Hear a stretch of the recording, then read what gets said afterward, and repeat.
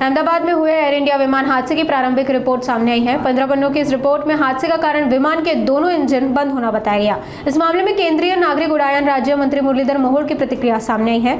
पुणे में मीडिया से बात करते हुए उन्होंने सहयोग की अपील की है। हा प्राथमिक अहवाल आहे। EIB-नं खूप चांगलं काम याच्यामध्ये केलं। 12 जूनला अपघात झाला आणि 13 जूनला एका दिवसाच्या आतमध्ये ब्लॅक बॉक्स शोधण्यामध्ये यश आलं आणि त्यानंतर EIB-च्या माध्यमातून तो ब्लॅक बॉक्स जो तो डिकोड केला गेला, त्याचा फायनल डेटा त्याच्यातनं काढला गेला आणि गेले 1 महिन्याच्या आतमध्येच त्याचा एक प्राथमिक अहवाल त्यांनी दिलाय।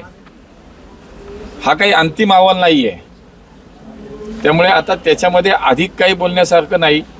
पण जे काही संभाषण समोर आलंय, जे काही त्याच्यामध्ये आता प्राथमिक जी चर्चा झाली आहे किंवा अहवालात काय आलंय, ते EIB-चं हेच म्हणणं आहे की हा अंतिम रिपोर्ट नाहीये। अजून खूप काही त्याच्यामध्ये चौकशी बाकी आहे। खूप काही गोष्टी पुढच्या चौकशीतनं समोर येतील।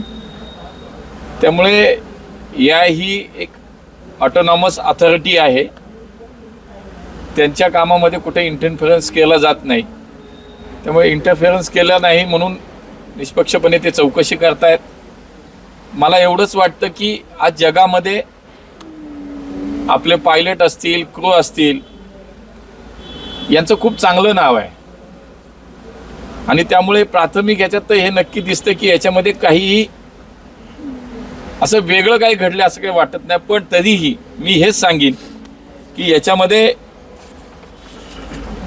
विनाकारण काही वेळेला अशा बातम्या चालल्या जातात की ब्लॅक बॉक्स हा विदेशात जाणार, विदेशामध्ये चौकशी केली जाणार, त्याचं हे केलं।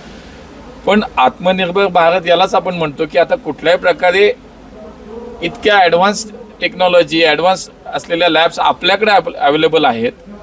त्यामुळे पूर्णपणे देशामध्येच त्याची या ब्लॅक बॉक्सची चौकशी झाली, त्याच्यातला डेटा काढला गेला।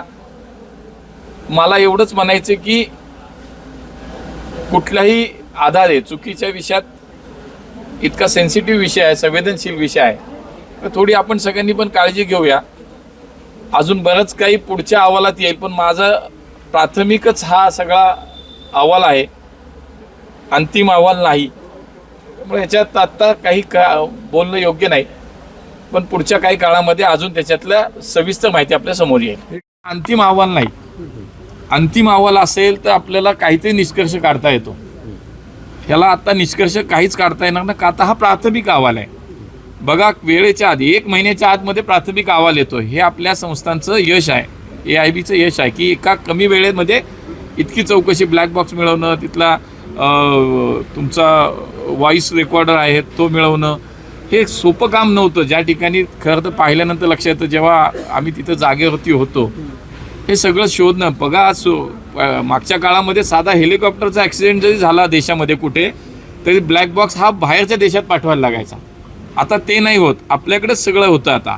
आणि म्हणून मला असं वाटतं की थोडीशी काही ना काही एक ठोस माहितीच्या आधारेच मला असं वाटतं आपण सगळ्यांनी थोडी, मला या सगळ्याच्यात माझी विनंती आहे की आपण थोडंसं सहकार्य राहू आणि जे देशाच्या हिताचं आहे किंवा देशासाठी कुठल्याही पद्धतीचं आपल्या देशाच्या ह्याला बाधा येणार नाही त्याला, अशा पद्धतीनं सगळ्यांनी आपण काम करूया। पण आता हा माझं एवढंच शेवटी म्हणणं आहे की हा प्राथमिक अहवाल आहे, अंतिम अहवाल यायचा आहे। कधी याल? ज्यावेळेला तुमच्याकडे फायनल रिपोर्ट येईल। हे फायनल रिपोर्ट नाही आली, हां फायनल रिपोर्ट नाही, तर हे प्राथमिक अहवाल आहे। त्यामुळे आत्ता ती माहिती आहे ती सगळ्यांसमोर आलेली आहे, त्याच्यातनं निष्कर्ष काहीच काढू शकत नाही आपण। तेव्हा निष्कर्ष काढायला आपल्याला अंतिम अहवालची वाट पाहावी लागेल।